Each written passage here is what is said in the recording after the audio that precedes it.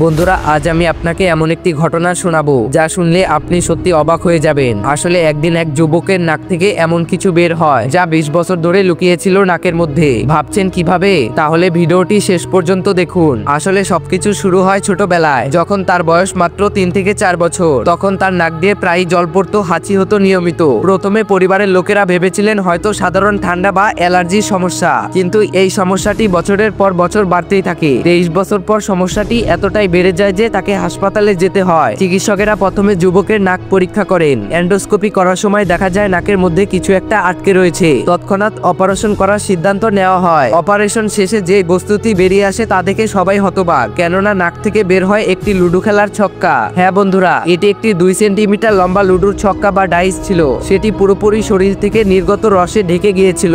ডাক্তারেরা পরীক্ষা করে নিশ্চিত হন ডাইসটি যুবকের নাকে আটকে ছিল যখন তার বয়স 3 থেকে 4 বছর। কিন্তু এত বছরেও তা কেউ টের পায়নি। কিন্তু কিভাবে ডাইসটি তার নাকে আটকে গেল তা আজও পরিষ্কার নয়। তবে অনুমান করা হচ্ছে ছোটবেলায় খেলতে খেলতে এটি তার নাকে প্রবেশ করে এবং তিনি ভুলে যান। এরপর এটি তার নাকে আটকে থাকে দীর্ঘ 20 বছর ধরে। বন্ধুরা, এই ঘটনা থেকে আমরা শিখতে পারি যে ছোটবেলায় শিশুদের সঙ্গে ঘটে যাওয়া ছোট ছোট বিষয়কে অবহেলা করা উচিত নয়। তো বন্ধুরা, আজকে এই পর্যন্তই। দেখা হবে আবার অন্য কোনো নতুন ভিডিওতে। ততক্ষণ ভালো থাকবেন। আল্লাহ হাফেজ।